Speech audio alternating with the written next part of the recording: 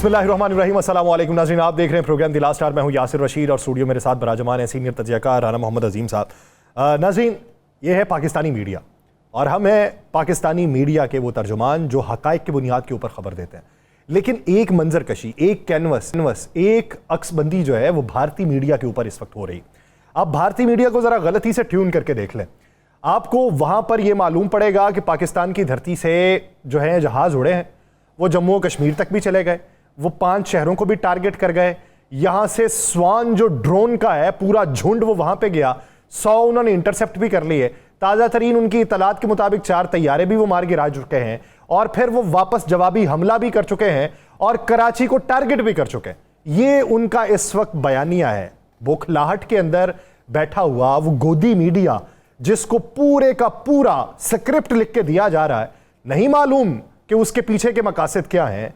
हमें यह मालूम है कि फिर से एक झूठा प्रोपेगेंडा करके पाकिस्तान के ऊपर हमला करने की वो कोशिश तो करेगा और वो कोशिश कर भी रहा है। और आज सुबह जो ड्रोन आए थे जिन्हें मार गिराया गया, बहुत सारे उसके ऊपर भी सवालात थे कि ड्रोन कैसे पाकिस्तानी हुदूद के अंदर दाखिल हो गए, उनको पहले इंटरसेप्ट क्यों नहीं किया गया। ड्रोन का मैकेनिज्म भी पढ़ने की जरूरत है कि एक जो छोटी साख्त का ड्रोन है जिसे स्मॉल बर्ड कहा जाता है, वो कितनी बुलंदी के ऊपर उड़ता है, उसे किस चीज से टारगेट किया जा सकता है। वो बाकायदा तौर पे फायर से उसे टारगेट नहीं किया जा सकता, मिजल्स का इस्तेमाल करना पड़ेगा। मिजल इस्तेमाल करेंगे तो लाखों डॉलर का एक तरफ मिजल है और दूसरी तरफ हजारों डॉलर का वो ड्रोन है जो कि सिर्फ तबाही फैलाने या सर्वेलेंस करने के लिए आया हुआ है। तो फिर उसको जैम करने के लिए जो उसके सिग्नल्स हैं उसके लिए कितना वक्त दरकार होता है ताकि उसे निचली परवाज तक लाया जा सके और फिर उसको फायर करके टारगेट किया जा सके। ये पूरा मैकेनिज्म समझने की जरूरत थी। लेकिन इस वक्त भारतीय मीडिया जो अपने तई परखचे उड़ा रहा है, उसी से बात का आगाज करेंगे। राना साहब, 100 जो ड्रोन है वो मार गिराया है, उसके अलावा 4 तैयारे फेंक डाले हैं, क्या कहेंगे? बिस्मिल्लाहिर्रहमानिर्रहीम, अस्सलातु वस्सलामु अलैका या सय्यदी या रसूलल्लाह, अस्सलातु वस्सलामु अलैका या सय्यदी या हबीबल्लाह, ताजदार ख़त्मे नबूवत जिंदाबाद जिंदाबाद। यासर, क्या आपने ज़रा दोबारा कहिएगा, ज़रा तफसील से मुझे बताइएगा, क्या उनके टीवी चैनल पे आ रहा है? टीवी चैनल पे आ रहा है जी। जम्मू कश्मीर में एयर बेस को टारगेट किया गया। ओके। वो कहते हैं जी हमने पाकिस्तान को टारगेट किया था तो दहशत गर्दों को टारगेट किया था, आम आबादी को टारगेट नहीं किया। उन्होंने क्या क्या मुख्तसर समझा दें, उन्होंने क्या क्या? 100 ड्रोन सर इंटरसेप्ट हुए हैं, 4 तैयारे मार गिराए हैं और एक पायलट भी जख्मी हालत में उन्होंने पकड़ लिया। नाम नहीं बता सकते अभी क्योंकि खुफिया है। एक पायलट का उन्हें पता नहीं चल रहा, बाकी 2 का क्या बना वो भी नहीं मालूम पड़ रहा। वापस कराची को भी वो कहते हैं टारगेट कर दिया। गाना है इस फिल्म में? नहीं, गाने के बगैर है सर। बस फिल्म एंड हो गई भाई। वो फिल्म है, वो सारी फिल्म चल रही है मेरे भाई। इससे बेहतर उनकी फिल्में थी सर। ना ना ना ना। अच्छा, ये ज्यादा बेहतर। ये देखें उन फिल्मों में थोड़ी सी फाइट दिखा देते थे। अच्छा, ठीक है ना, पैसे लगते थे ना। उन फिल्मों में उन्होंने कभी देखा ना, एक फिल्म में उन्होंने हाफिज सईद को भी मार दिया। वो हाफिज सईद जो इनके ख्वाबों में आता है, वो हाफिज सईद जो इनके लिए ड्रोना ख्वाब है, ठीक, मरवा दिया ना इन्होंने। मैंने देखी फिल्म, आपने भी देखी होगी वो फिल्म, और किस तरीके से वो आ जाते हैं सरहद से, फिर चले जाते हैं यहाँ पर। उनको कोई शक नहीं कि पाकिस्तान में उनके सहूलतकार बेइंतहा हैं, कोई शक नहीं कि पाकिस्तान के अंदर उनके रूट्स मौजूद हैं, कोई शक नहीं इसमें। इसमें शक वाली हम कोई बात करते ही नहीं। ये वो जमातें जो दहशतगर्दी करती हैं उन्हीं की पेरोल पे है ना सारी। लेकिन बात ये है कि भारतीय मीडिया जो है ना, भारतीय मीडिया, इस पर एक किताब लिखनी चाहिए, झूठ की इंतहा। इस किताब का नाम होना चाहिए झूठ की इंतहा। झूठ की जन्नत सर नहीं सर, इंतहा। जन्नत तो जन्नत से भी आगे इंतहा हो गई ना। यानी कमाल के लोग हैं यार। इनका टीवी चैनल देख लो, या कभी आप सुबह सब्जी मंडी गए? हाँ जी, अक्सर फ्रूट मंडी। हाँ, आवाजें लगती हैं। वो आवाजें देखें, 40 50 60 70 80 90 100 110 100 भी दे भाई। ये है ना आवाजें, ये मंडी की आवाजें। 10 मिनट में उन्होंने पूरा लपेट दिया। तो इन्होंने भी इसी तरह करना है। 10 मिनट में लपेट दिया उन्होंने। मैं कह रहा कमाल कर दिया। और मामा लाहौर आओ तो सही, आए इनको चाय पिलाएंगे भाई। संदूर तो अब लग गया ना। मुंह दिखाई में हमने 5 जहाज दिए ना इन्हें, इनके मारे हैं ना 5 जहाज। मुंह दिखाई में थे ना वो, ठीक है ना। तो आए ना, आप किधर है? और भाई को गुजरात का कसाई दूध पिलाई में तो हमने फिर 31 ड्रोन भी फेंक दी, फेंक दिए ना। तो अभी इन्होंने कहा है कि हमने आपका जूता छुपाना है। जब ये हमारा जूता छुपाएंगे ना, तो फिर हम उस जूते को ढूंढने के लिए ना कोई 15-20 शहरों को तबाह करेंगे, उनकी एयरबेस तबाह करेंगे ना। क्योंकि फिर ये जूता जो है ना किसी एयरबेस में होगा ना, क्योंकि ये तो हमारे जूते को भी चूमते हैं, ये तो हमारे जूते को भी चूमते हैं। ये इंडियन जितने जर्नलिस्ट हैं ना, ये जो बोल रहे हैं, अल्लाह करे, मैं कहता हूँ किस तरह करे ना, इन जर्नलिस्टों को भेजे इंडिया। अगर हमारा प्रोग्राम बेशक बैन किया हुआ है, लेकिन सोशल मीडिया पे देख के मैं उनसे दरखास्त करूंगा, सर सोशल मीडिया पे बैन कर चले सोशल मीडिया के बाद वीपीएन के जरिए देखें। और हम आपको दावत देते हैं कि आप ये जो स्टूडियो में बैठकर समेत वो मेजर क्या है वो गौरव, नहीं यार, वो तो ना कुछ हो रही मेजर गौरव यार, मैं मेजर घोड़ा कहना, उसको भी लाए साथ। जेडी बख्शी साहब को, ठीक है, आप ले आए असला, नहीं जेडी बख्शी साहब को छोड़ दिया आपने सर। चले जेडी बख्शी साहब को भी ले आए। आप लेकर आए साथ असला, आप लेकर आए साथ जो ला सकते हैं। इधर से पाकिस्तानी सहाफी अपने सच के कलम को लेकर आते हैं और यहीं पे फैसला करा लेते हैं आपको, और हमारी जंग करवा दें। अगर हम हार गए तो आप लाहौर आ जाइएगा, अगर हम जीत गए तो फिर हम दिल्ली आके तो बैठ ही जाएंगे। आप हमें बुलाइए ना बुलाइए, हम तो आके बैठ जाएंगे। और तुम बुज़दिल कौम हो। आप इंडियन मीडिया में ना, मैंने जब इंजॉय करना हो ना, जब मेरा दिल करे हंसने को, और जब मेरा दिल करे कि मैं यार आज मैंने झूठ सारा दिन नहीं सुना, तो मैं कहता हूँ इंडियन मीडिया लगा लो यार। लेकिन सर वो यार क्या कमाल के लोग हैं। हो हमने कर दिया, लाहौर पे हमला कर दिया, ये लाहौर, ये सियालकोट, ये फला, ये फला, ये फला, ये फला, ये फला, ये फला, तबाह हो गए और लाहौर का हमने फतह कर लिया। और तुम्हारी तो औकात ये है कि तुमने सबसे आखिरी जगह पर मैच रखा धर्मशाला में, और उसके बाद मैच शुरू था, अभी 10 ओवर 3 बॉल्स हुए थे, तो अचानक तुम्हें पता चला कि साना तो होल गई पैरी। आपने लाइटें बंद की, पहले लोगों को बाहर निकाला, टीमों का होटल तब्दील किया। वो खौफजदा है, इनखला का हुक्म दिया गया है, यहाँ रोने को दिल चाहता है, हर चीज है। तो ये दिखाएं ना उन भारतीय एंकर्स को जो खड़े होते हैं। भारत के एंकर्स, हाँ भारत के एंकर का पाकिस्तान में बड़ा अच्छा कारोबार है हो सकता। अगर सब्जी मंडी, मछली मंडी देखिए ना आपने, ये लोहारी गेट में है, वहाँ पर भी ऐसे ही लोग खड़े होते हैं, ठीक है। और धोतियाँ भी इसी तरह की पहनी होती हैं। कभी आपने देखा है बंदर निचाने वाले, कभी आपने देखा है कि ये चौकों बाजारों में, बल्कि मंजन बेचने वाले, अस्सलाम वालेकुम भाईजान मेरा नाम फला है फला है फला है फला है, ये तो वो मंजन बेचने वाले हैं यार। ये दरअसल भारतीय मीडिया जो है ना, दुनिया में जर्द सहाफत अगर किसी मुल्क की लिखी जाएगी तो वो बात भारतीय मीडिया की लिखी जाएगी। भाई हमने इकरार किया, हमारे लोग शहीद हुए, हमने माना तुमने हम पे हमला किया, हमने सब चीज को माना, तो आप भी तो मानो ना। आज अमेरिकन ने तस्दीक कर दी राफेल तैयारी जी, आज दुनिया के उन ममालिक ने भी तस्दीक कर दी जिनके मुतालिक दावा करते थे हमारे दोस्त हैं। तो इनके पल्ले क्या है यासर साहब, 48 घंटे हैं नरेंद्र मोदी के पास, भारत की फौज के पास, मैं ये जो लफ्ज कह रहा हूं, 48 घंटे हैं, कर ले जो इंतजाम कर सकते हैं। इन 48 घंटों के अंदर हम अपने शोहदा का बदला भी लेंगे, जाफर एक्सप्रेस के शोहदा का बदला भी लेंगे, जो हमारे शहीद सरहदों पे हुए हैं, जो बलोचिस्तान में शहीद हुए हैं, जिनको मसाजिद में शहीद किया गया, जिनको बाजारों में शहीद किया गया, जिनको स्कूलों में शहीद किया गया, सबका बदला लेंगे। वही जिस तरह DGISPR ने कहा कि अगर पाकिस्तान ने हमला किया तो फिर भारतीय मीडिया को बताने की ज़रूरत नहीं पड़ेगी, दुनिया खुद ही देख लेगी। एक ब्रेक लेते हैं, ब्रेक के बाद वापस आएंगे, इसी मंजरनामे में बात करेंगे, कहीं नहीं जाएगा, स्टे विद अस।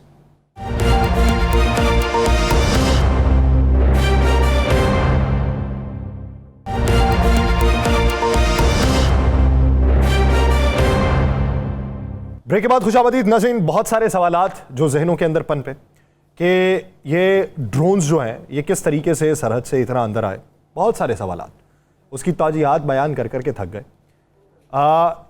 कुछ चीज़ें तकनीकी एतबार से सीखने की ज़रूरत है कि बिग बर्ड्स किन्हें कहा जाता है और स्मॉल बर्ड्स किन्हें कहा जाता है, उनको डिटेक्ट करने का प्रोसीजर क्या है और फिर उनको मार गिराने का प्रोसीजर क्या है, वो कितनी बुलंदी तक उड़ते हैं और वहाँ पे टारगेट किस चीज़ से किया जा सकता है। ये पूरी जो वॉर स्ट्रेटजी है ये इस प्रोग्राम में इस पर डिस्कस की जाएगी। हमें ज्वाइन किया है air marshal retired Aamir Masood साहब ने। आमिर साहब बहुत शुक्रिया आपके वक्त का। आमिर साहब, इत्तलात पहले 28 की थी, फिर 31 की हो गई कि मजमूई तौर पे 31 ड्रोन्स जो हैं वो मार गिराए गए। ज़रा ये समझा दीजिए कि ड्रोन्स जब उड़ते हैं कितनी बुलंदी पे होते हैं और जो डिफेंस सिस्टम होता है क्या उसको फाल करके इनको निशाना बनाया जाता है या फिर छोटे ड्रोन्स के ऊपर एंटी मिसाइल सिस्टम को एक्टिव नहीं किया जाता बल्कि सिग्नल्स को जैम करके निचली सतह तक लाके ट्रैक करके फिर उन्हें गिराया जाता? देखिए, ड्रोन्स जो है वो बहुत टाइप के इस वक्त दुनिया में आ चुके हैं और ड्रोन्स जितनी भी मॉडर्न एयर फोर्सेस हैं इंक्लूडिंग पाकिस्तान और इंडिया, दोनों के पास जो ड्रोन्स हैं वो बड़े ड्रोन्स भी हैं, छोटे ड्रोन्स भी हैं और स्वॉर्मिंग वाले भी हैं, कामिकाजी भी हैं, सर्वेलेंस वाले भी हैं, टारगेटिंग वाले भी हैं। ऐसे ड्रोन्स हैं जो इनके ऊपर वेपन लग सकता है, मिसाइल लग सकते हैं। ऐसे ड्रोन्स हैं जो कि बहुत हाई ऑल्टीट्यूड पे लॉइटरिंग कर सकते हैं 24 घंटे तक, और ऐसे भी हैं जो कि इलेक्ट्रॉनिक वॉरफेयर के लिए इस्तेमाल होते हैं, रडार्स के अगेंस्ट इस्तेमाल होते हैं। जिस तरह हमने देखा हेरॉन्स और हार्पी टाइप ड्रोन्स जो हैं ये आपके रडार्स और के अगेंस्ट उनको न्यूट्रलाइज करने के लिए इस्तेमाल होते हैं। सो बड़ी तरह के ड्रोन्स मौजूद हैं दोनों तरफ। सो ड्रोन की एक कैपेबिलिटी जो है वो एक आप कह लें फुल स्पेक्ट्रम कैपेबिलिटी इस वक्त है मौजूद, और इनको बड़ी इफेक्टिवली इस्तेमाल किया जाता है फॉर एयर ऑपरेशंस। जितनी भी अभी भी मॉडर्न जंगें हुई हैं उनमें ड्रोन का एक्सेसिव इस्तेमाल हुआ है। उसके दो फायदे होते हैं। एक पहला फायदा तो ये होता है कि इनकी कॉस्ट जो है वो एज कम्पेयर टू द जितने भी मॉडर्न और अच्छे इफेक्टिव मैन्ड एयरक्राफ्ट हैं जिनमें 4th जनरेशन और 4.5 और इवन 5th जनरेशन एयरक्राफ्ट शामिल हैं, उनकी कॉस्ट बहुत ज़्यादा होती है। हंड्रेड्स मिलियन तक एक जहाज की कॉस्ट होती है जो कि इस वक्त एक मैन्ड एयरक्राफ्ट मॉडर्न जो फ्लाई कर रहा है जिसमें F-35 भी है।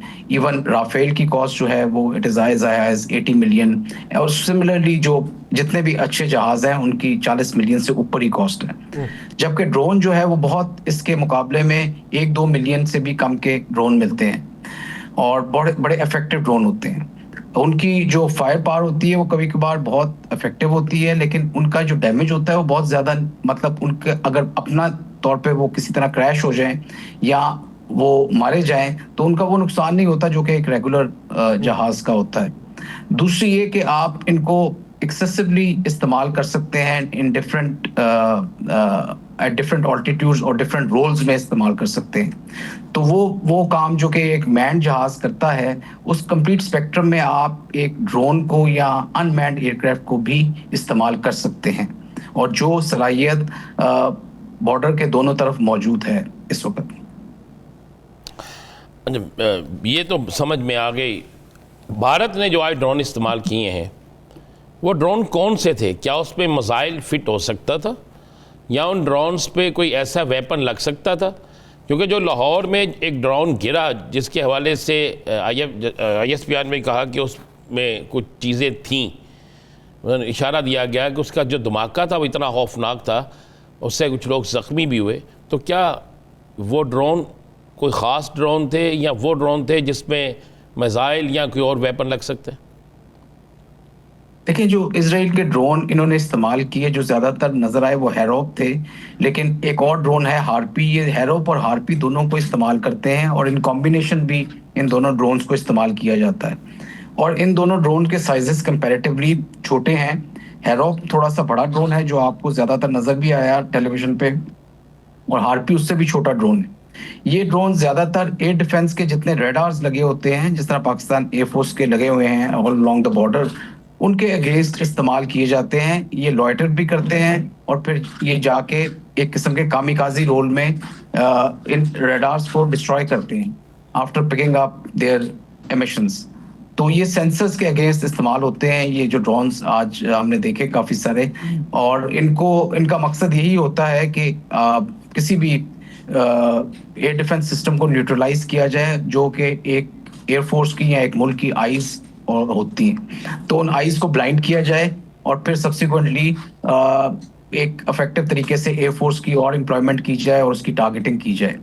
तो जो आज भी ड्रोन्स नजर आए उनमें ये है कि ये एक्सप्लोसिव कैरी कर सकते हैं, और इनमें जो हैरोप है इसमें तकरीबन मेरे अपने ज़ाती अंदाजे के मुताबिक 200 से 300 तक केजी जो है वॉरहेड कम से कम आ सकता है, हो सकता है 400 तक भी आता हो।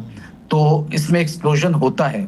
मतलब जो हैरोप जितने भी ड्रोन्स आपको नजर आए टेलीविजन पे और जो तबाह भी हुए थे, ये ज्यादातर जहाँ पे जाके लगे भी हैं, अगर आपने देखा हो तो डैमेज हुआ है उधर, लेकिन ये कि वो एक्सप्लोजन नहीं होता जो कि किसी एक जहाज से जो बॉम्ब निकलता है या जहाज से जो बड़े मिसाइल निकलते हैं, या दूसरी तरफ जो surface to surface ballistic missile होते हैं, उनकी वेट कैरिंग कैपेसिटी या एक्सप्लोसिव कैरिंग कैपेसिटी बहुत ज्यादा होती है।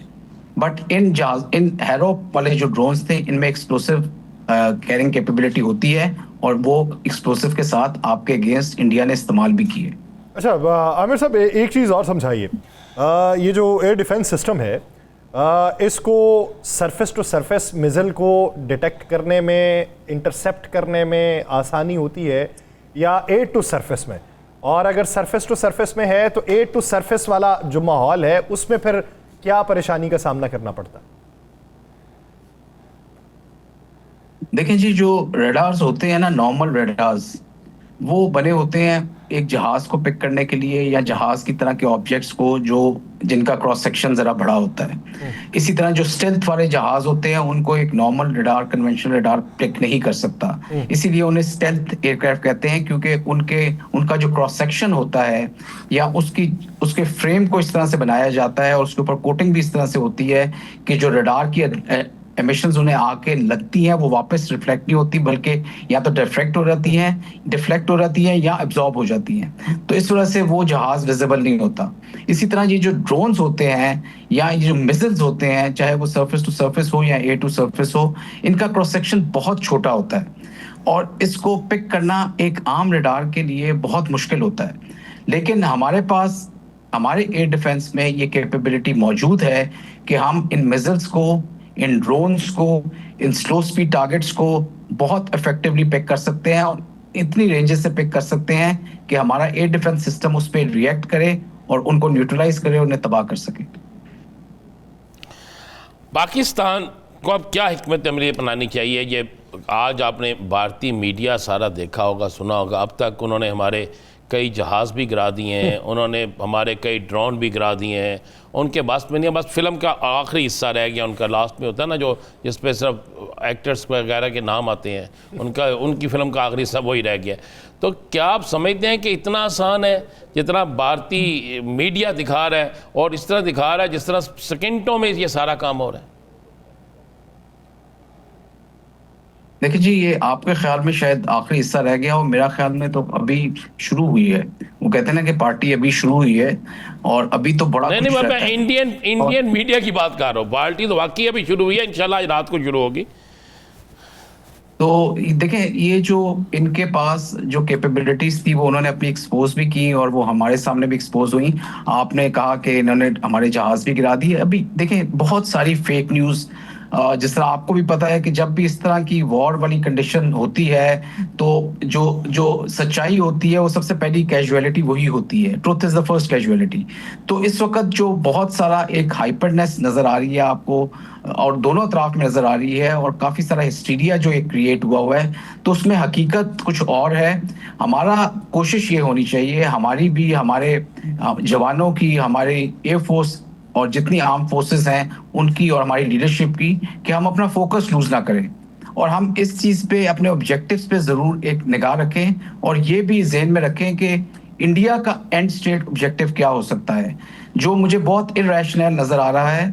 और इस चीज को भी हम मद्देनजर रखें कि वो तमाम जो हमारे स्ट्रॉन्ग पॉइंट्स हैं उनको इस्तेमाल किया जाए, और जो हमारी वल्नरेबिलिटीज हैं और वीक एरियाज हैं उनको हम कम से कम उन गैप्स को हम क्लोज करें, और जितनी ज़्यादा अच्छे तरीके से उनको प्रोटेक्ट कर सकते हैं हम ज़रूर करें। सो ये जो है ये एक इतनी छोटी चीज़ होती नहीं है जब ये इस तरह की वॉर एक दफ़ा शुरू हो जाए, जिसमें मीडिया की इन्वॉल्वमेंट भी हो रही हो, जिसमें मिलिट्री वाला फैक्टर आपको ज़्यादा नज़र आता है, लेकिन एट द बैक डोर बाकी एलिमेंट्स ऑफ नेशनल पावर भी जो हैं वो इंगेज होते हैं। उनको भी हमें स्ट्रॉन्ग रखने की बहुत ज़रूरत है। उन इंस्टीट्यूशंस को जो इसके बैकग्राउंड में जो ऑपरेट कर रहे हैं उनको मुतहर्रिक होना बहुत ज़रूरी है, और जंगें सिर्फ हथियारों से नहीं बल्कि आवाम से और आवाम के मोराल से, और जो सिनर्जी पॉपुलेशन में और लीडरशिप में है वो नज़र आनी चाहिए। जो तमाम इंस्टीट्यूशंस हमारे स्टेट के होते हैं उनके अंदर एक अपनी इंटीग्रेशन और सिनर्जी नज़र आनी चाहिए। ये जब तक होगी और ये इंस्टीट्यूशन मुतहर्रिक होंगे, हमें किसी किस्म का खौफ नहीं होना चाहिए एनिमी की वजह से। और जितने बाकी चीज़ें चलती रहती हैं, मीडिया की एक वॉर चल रही है इस वक्त, और हमें साइकोलॉजिकली अपने आप को एंग्जाइटी और किसी किस्म के डिसऑर्डर से अपने आप को बचाना है, एक बैलेंस रखना है। हमारे ना सिर्फ ये कि जो कुछ हम कहें बल्कि हमारे जो किरदार है, we should be able to walk our talk, और हमारे जो एक्शंस हैं they should speak louder than our words, जो हमेशा पाकिस्तान का एक वतीरा भी रहा है। और मेरा ख्याल में फोकस अपना लूज नहीं करना चाहिए। बाकी ये कि जो नैरेटिव वॉर ऑफ नैरेटिव है जिसमें वो अपने आप को हमेशा विक्टोरियस दिखाएंगे, उससे हमें किसी किस्म की तकलीफ नहीं होनी चाहिए। इस चीज़ का हमें भी मालूम है, और इस चीज़ का आजकल की मॉडर्न दुनिया में या जिसमें इतनी ज़्यादा ट्रांसपेरेंसी है, सच्चाई का पता करना कोई बहुत मुश्किल नहीं है। लेकिन we should always be very much protective and cautious कि ये जो फेक न्यूज़ है ये बहुत ज़्यादा पेनिट्रेट ना करे, क्योंकि ये एक मेजर थ्रेट है आजकल की वॉर ऑफ नैरेटिव में। तो मेरा ख्याल में हमें अपना फोकस जो है वो ज़्यादा लूज नहीं करना चाहिए। अच्छा आमिर साहब, एक चीज़ बताइए कि जब एतराफ़ हो चुका, CNN भी कर चुकी, फ्रांसीसी खुफिया ऑफिसर की तरफ से भी CNN को रिपोर्ट हो चुका, बैनुल अक़वामी मीडिया भी कर रहा है, पाकिस्तान ने तो सबसे पहले वो बताया भी कि हमने राफेल गिराया। अब 4.5 जनरेशन का तैयारा जिसे नाकाबिल तस्खीर समझा जा रहा हो, फ्रांसीसी वो कंपनी जिसे बुनियादी दिफाई सतून यूरोप का माना जाता है, उसका गिर जाना, और वो भी पहली बार गिरना, और वो भी पाकिस्तान एयर फोर्स के हाथों गिरना, इसने किस हद तक धचका पहुंचाया है फ्रांसीसी उस कंपनी को, भारत की साख को, और यूरोपियन उन खरीदारों को जो राफेल की खरीदारी में दिलचस्पी रख रहे थे? देखिए, ये एक बहुत सीरियस चीज़ है, और इसमें कोई शक नहीं कि इसकी वजह से उनको ज़हनी तौर पे भी और मटेरियल की हद तक भी बहुत बड़ा नुकसान हुआ है। फ्रांस का ये जो तैयारा है राफेल, ये इस वक्त मॉडर्न तैयारों में एक नाम रखता है, एक मकाम रखता है। अभी रिसेंटली इसको इंडिया के अलावा इजिप्ट ने लिया हुआ है, ग्रीस के पास ये मौजूद है, इंडोनेशिया ने अभी लेटली लिया है। सो राफेल की एक नाम है, आप समझ लें, जो कि दुनिया के बेहतरीन तैयारों में समझा जाता है। ना सिर्फ ये कि एक बहुत अच्छा प्लेटफॉर्म है, इसके ऊपर जो वेपन्स लगे हुए हैं, एयर टू ग्राउंड वेपन्स भी और एयर टू एयर वेपन्स भी, वो उनकी बहुत एक ख़ास जिसे कहना चाहिए वैल्यूएबल किस्म के वेपन्स हैं, और उनका बड़ा नाम है।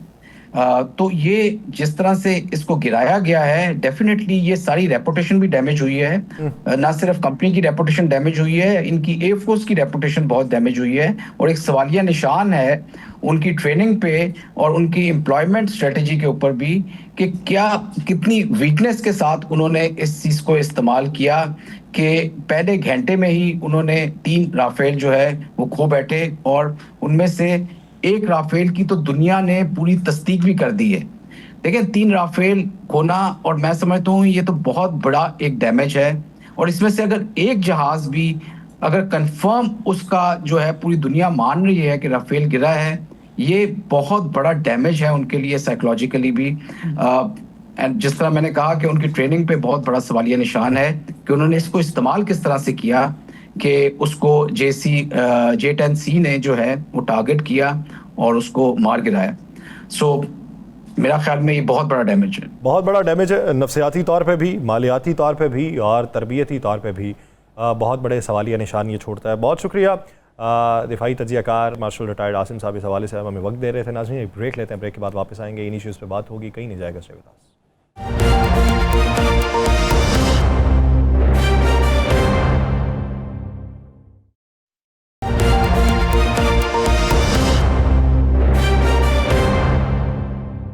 ब्रेक के बाद खुशामदीद।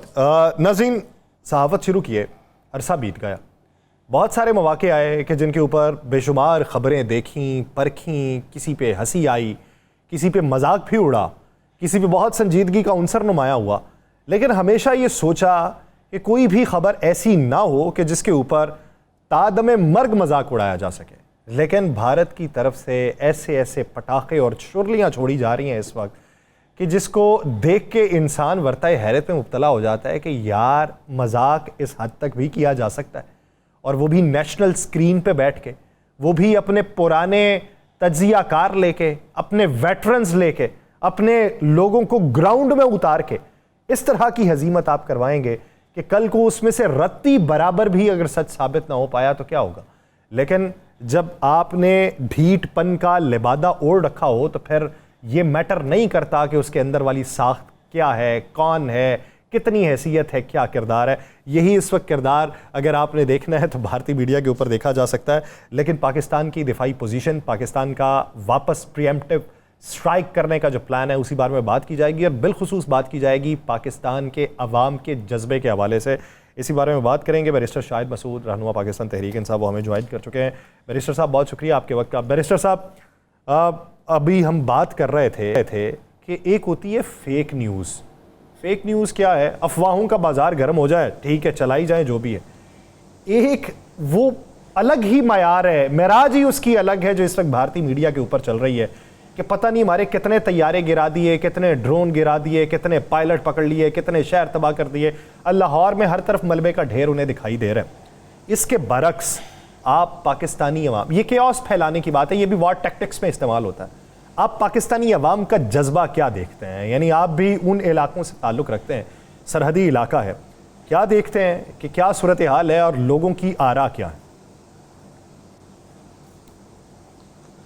बिस्मिल्लाहिर्रहमानिर्रहीम। बहुत शुक्रिया राना अजीम साहब और यासिर साहब।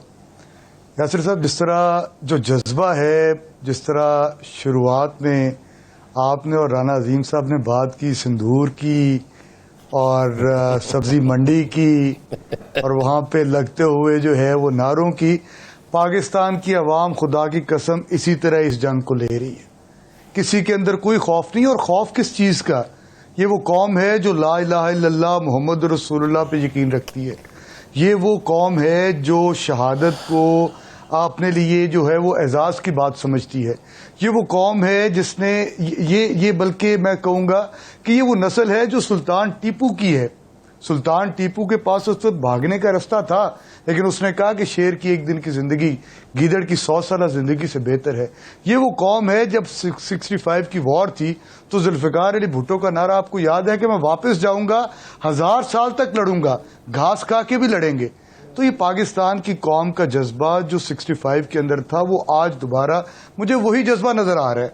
और जिस तरह आपने सरहदी इलाकों की बात की यासिर रशीद साहब, तो वहां पे लोग कोई वहां से किसी ने मूव आउट नहीं किया, क्योंकि जंग का डर नहीं है, मरने का डर नहीं है। मतलब आज पाकिस्तानी अवाम अगर ये महाज खुल जाते हैं बॉर्डर्स के ऊपर, तो मैं आपको यकीन से ये बात कहता हूं कि जिस तरह 65 के अंदर लोग धड़ाधड़ गए थे कि हम जाकर फ्रंट लाइन के ऊपर लड़ना चाहते हैं, आज भी लोग अपने असलहों के साथ जो उनके पास घरों में मौजूद है वो तैयार है इस बात पे कि हमने लड़ाई करनी है और हमने उस जो है फोर्स के खिलाफ लड़ना है जिसने जंग हम पे मुसल्लत कर रहा है और झूठे बयानिए के साथ मुसल्लत कर रहा है। पूरी कौम इस बात का तहिया कर चुकी है कि हमने जाफर एक्सप्रेस का बदला लेना है। पूरी कौम इस बात का तहिया कर चुकी है जो हमारे बच्चे APS के अंदर शहीद हुए थे, हमने उसका बदला लेना है। और पूरी कौम इस बात का तहिया कर चुकी है कि इस दफा बस अब और नहीं, अब और इंडिया को मजा चखा के रहेंगे। और ये वो कौम है जो हिंदुस्तानी है। आपने जिस तरह पहले राइटली पॉइंट आउट किया, राफेल बहुत बड़ी टेक्नोलॉजी होगा, बड़ा इनके पास जो है मतलब ये बड़ा जबरदस्त तैयारा होगा, और लेकिन उसको उड़ाने वाले के अंदर भी तो जुर्रत चाहिए, उसके उड़ाने वाले के अंदर भी तो एक ऐसा जज्बा चाहिए जिस तरह का पाकिस्तानी पायलट्स के अंदर है।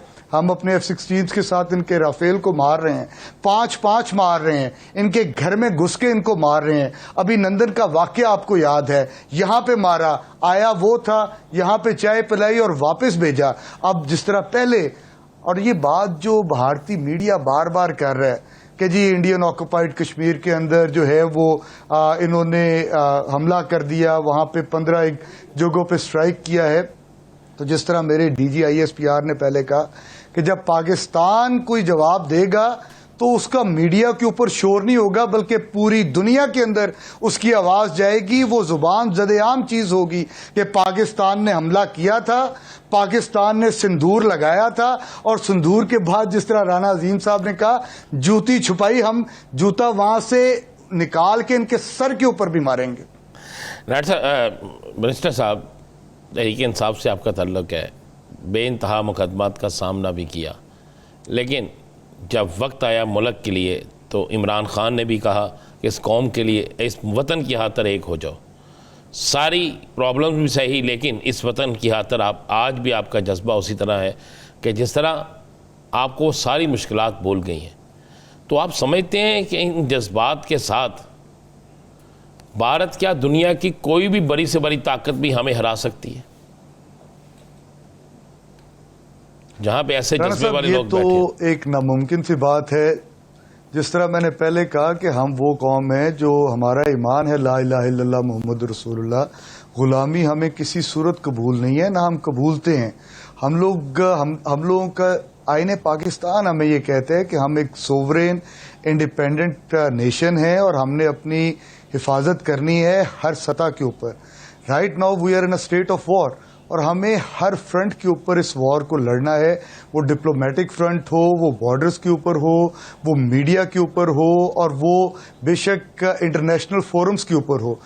यहाँ पे ये बात मैं ज़रूर कहूँगा कि हमें यहाँ पे जो इजहार यकजहती है, जो सॉलिडेरिटी है, उसको बिल्कुल जो है वो उसको अचीव करने के लिए हर तरह का जो है हमें कदम उठाना चाहिए। जिस तरह आपको याद होगा जब दूसरी जंग अजीम या पहली जंग अजीम में फ्रांस के अंदर और दूसरी जंग अजीम के अंदर बरतानिया के अंदर नेशनल गवर्नमेंट्स बनी थी, opposition leaders, Winston S Churchill 1940 के अंदर शायद प्राइम मिनिस्टर नहीं था, लीडर ऑफ द ऑपोजिशन था, और उसको लीडर ऑफ द ऑपोजिशन को वहां से उठा के prime minister of the country बनाया गया, और एक नेशनल गवर्नमेंट बनाई गई जिसके अंदर तमाम जो थी सियासी जमातें उनको ऑन बोर्ड लिया गया, और that's how United kingdom one that war of second world war.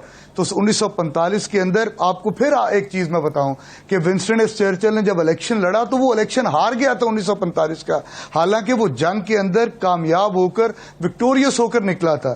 तो मतलब ये मेरा कहना क्या है कि आज जो बात बार बार तहरीक इंसाफ कर रही है कि अगर हमें डिप्लोमेटिक फ्रंट के ऊपर लड़ने की जरूरत है तो क्यों नहीं हम इमरान खान को बाहर लेकर आते, क्यों नहीं हम एक ऐसी आवाज जो ना सिर्फ पाकिस्तान की एक मुस्तहकम पावरफुल आवाज है बल्कि उम्मत मुसलमा की आवाज है, जो आज उम्मत मुसलमा को हमारे लिए इकट्ठा कर सकता है, जो पाकिस्तान की अवाम को, जिस तरह एक दफा पहले आपको याद होगा कि यूनाइटेड नेशन के अंदर इमरान खान की वो तकरीर, उसने हमारे ईमान के जज्बे को एक दफा दोबारा जिंदा कर दिया था।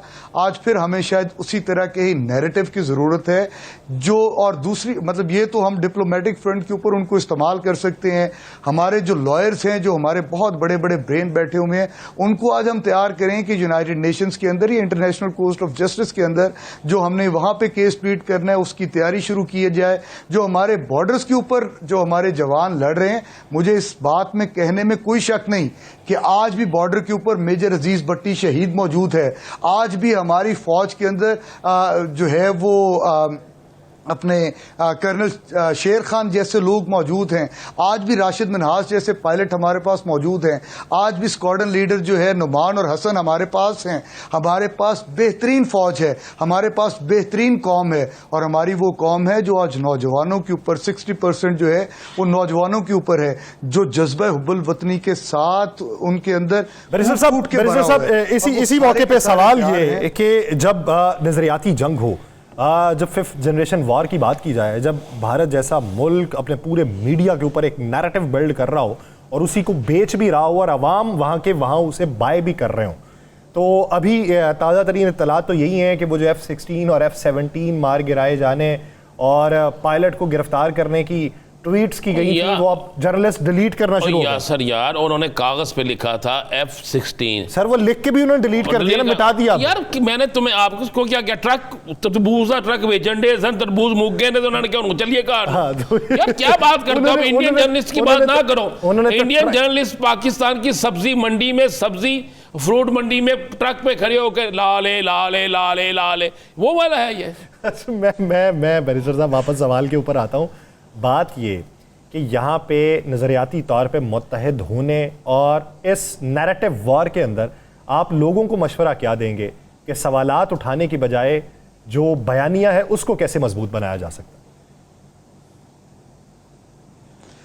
देखिए यासिर साहब, एक तो जो झूठा बयानिया भारत का मीडिया पोर्ट्रे कर रहा है उसको तो हमारे इधर पाकिस्तान के अंदर बिल्कुल किसी किस्म की कोई सीरियस कंसिडरेशन नहीं दी जा रही, क्योंकि सारी कौम जानती है कि पाकिस्तान उनकी मुसल्लह अफवाज के अंदर क्या कैपेबिलिटी है और क्या कैपेसिटी है, और जिनके साथ वो लड़ रहे हैं उनकी क्या कैपेबिलिटी और कैपेसिटी है, ये इसके अंदर कोई दूसरी राय नहीं है, कोई शक नहीं है।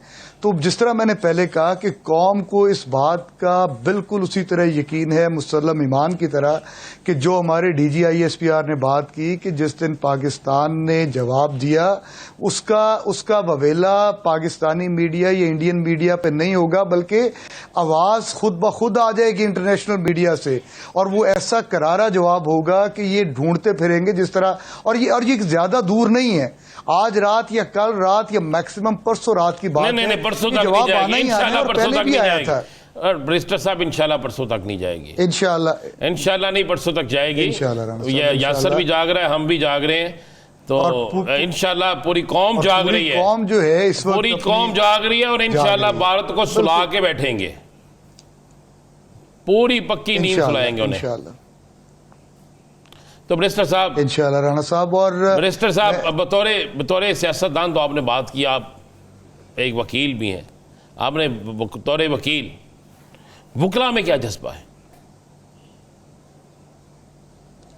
राणा साहब, आज भी हमारा जो लाहौर बार एसोसिएशन है उन्होंने एक अफवाज पाकिस्तान के साथ यकजहती के लिए एक रैली निकाली ऐवान अदल से लाहौर हाई कोर्ट तक, और यहाँ पे आगे पाकिस्तान तहरीक इंसाफ के, आज क्योंकि इमरान खान साहब की बेल पिटिशंस लगी हुई थी, वो लोग मौजूद थे, सब के सब MPs, member of the Punjab assembly, those who belong to Pakistan Tehreek Insaf, वहाँ पे मीडिया के लोग भी मौजूद थे, वहाँ पे टिकट होल्डर्स थे, वहाँ पे जनरल पब्लिक थी, और जब आवाज़ आई पाकिस्तान जिंदाबाद की तो सब के सब यक जुबान हो गए, सब के सब इंडिया के खिलाफ ऐसे वो जज्बाती लम्हात थे, कैमरे की आंख ने भी उनको कैप्चर किया कि हमारे रोंगटे खड़े हो गए कि शायद हम इस वक्त बॉर्डर के ऊपर वकला कम्युनिटी मौजूद हैं और ललकार रहे इंडिया वालों के आओ आप हम तुम्हें दिखाएं कि हमारे मसल्स कितने स्ट्रांग हैं, हम किस तरह तुम्हें जो है वो आड़े हाथों लेंगे। तो वकला कम्युनिटी हो गई। मैं कहता हूँ पाकिस्तान का कोई भी ऐसा शोबा नहीं है जिसके लोग जो है आज अपनी अफवाज पाकिस्तान के साथ नहीं खड़े, हुकूमत पाकिस्तान के साथ नहीं खड़े इस मामले के अंदर, और सीसा पिलाई हुई दीवार बन के खड़े हैं। तो आप देखिएगा, आपने जिस तरह पहले बात की, ये जो आम पब्लिक है जो शायद इतने पढ़े लिखे भी नहीं है, वो लोग, मैं सरहदी इलाके से मेरा ताल्लुक है कसूर से, वहाँ पे जो इस वक्त सिचुएशन है, वहाँ पे लोग अपने घरों के अंदर मौजूद हैं। मैंने जिस तरह पहले कहा कि अपने अपने वेपन्स लेकर मौजूद हैं। हमारी जो फौज है वो उनसे कह रही है कि आप बैक साइड पे रहें, लेकिन वो बज़िद होते हैं कि हमने फ्रंट लाइन पे आपके साथ खड़े होना है, और in case of any attack by the Indian army हम लोग आपसे भी पहले जाकर इनके साथ लड़ेंगे। तो इस तरह के जज्बात के ऊपर पाकिस्तानी जो हमारी फौज है वो उनको कदर की निगाह से भी देखती है, और साथ समझाकर फिर उनको वापस जो है उनके घरों में भी भेजती है। तो जाग रही है पूरी कौम, और बिल्कुल हम वक्त जाग रही है, इंतजार में है कि वो जवाब आए, वो डंके की चोट के ऊपर जवाब आए। पाकिस्तानी फौज बता दे पूरी दुनिया को कि ये कौम, ये फौज ला इलाहा इल्लल्लाह मोहम्मद रसूलुल्लाह को मानने वाली है। ये किसी से न डरने वाले हैं, न दबने वाले हैं, न झुकने वाले हैं, और इस तरह की गुलामी तो कबूल करने वाले ही नहीं है। तो फिर इस तरीके से हिम्मत बुलंद है, हौसले बुलंद हैं, जो सीना बसीना हम तक हमारे बड़ों की रिवायात पहुंची, वही हमारे अंदर जज्बा ईमानी को जगा के रखती हैं। बहुत शुक्रिया बैरिस्टर शाहिद मसूद साहब इस हवाले से अपना वक्त देने के लिए। राना साहब, सर माहौल काफ़ी टेंस हो गया, मुझे थोड़ा सा तब्दील करना है। मैंने नई खबरें देखी हैं सर, मैं वो आपसे शेयर करना चाहता हूँ सर। कराची पोर्ट वो कहते हैं उड़ के पता नहीं कहाँ पहुँच गया, और जो हमारे वज़ीर आज़म हाउस है उसके नज़दीक पता नहीं, कहते इमारतें ही नज़र नहीं आ रही। भारतीय मीडिया ने अभी ये देखें आधे घंटे में क्या कुछ कर दिया सर। उस वक्त आग खुल गई? नहीं, हजी नहीं खुली सर। नहीं खुली। अच्छा, वो मैंने ये भी सुना है कि लाहौर में मलबा हाँ, पागल दे पुत्रा दसों सड़क बंदियां पई ने, उन्होंने दसों नजायज़ तजावज़ात हटाइया जा रही ने, उन्होंने दसो जाके कुछ यार तुम बादशाह आदमी हो। और ये पागल हो गए यार यासिर साहब। ये पता क्या है, अब उनके पास कुछ नहीं रह गया। अभी तो उन्होंने कुछ देर बाद कहना है फलां बंदा गिरफ्तार हो गया सर। वो ट्वीट्स डिलीट कर दी सर, थोड़ी आधे घंटे में नहीं रखी। अच्छा, फिर उन्होंने कहना है फलां बंदा जो है फलां हो गया।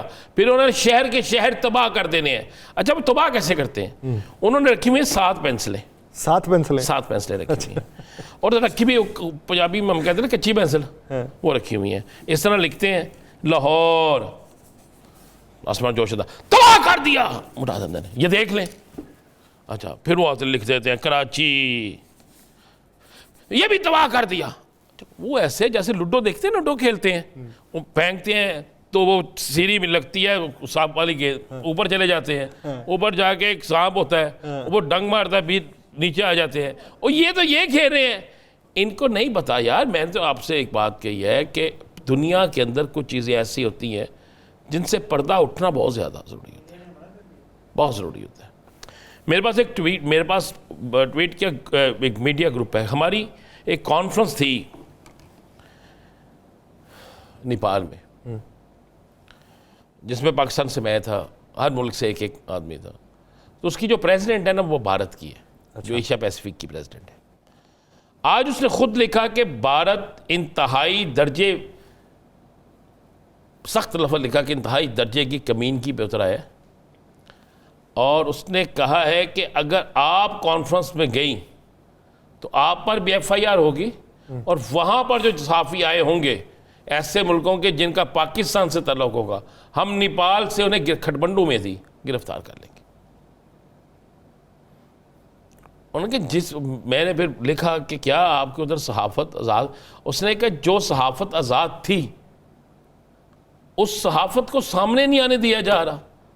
ये सारे वो लोग हैं जो पेड मोदी लोग हैं, जिन्हें सुबह से लेकर शाम तक टीवी पे बिठाया जाता है, और इनके लेक्चर होते हैं बकायदा कि आपके झूठ के 33 नंबर है, आपके झूठ के 45 नंबर है, आपके झूठ के 99 नंबर है, और इनमें 100 नंबर भी झूठ के मिल जाते हैं।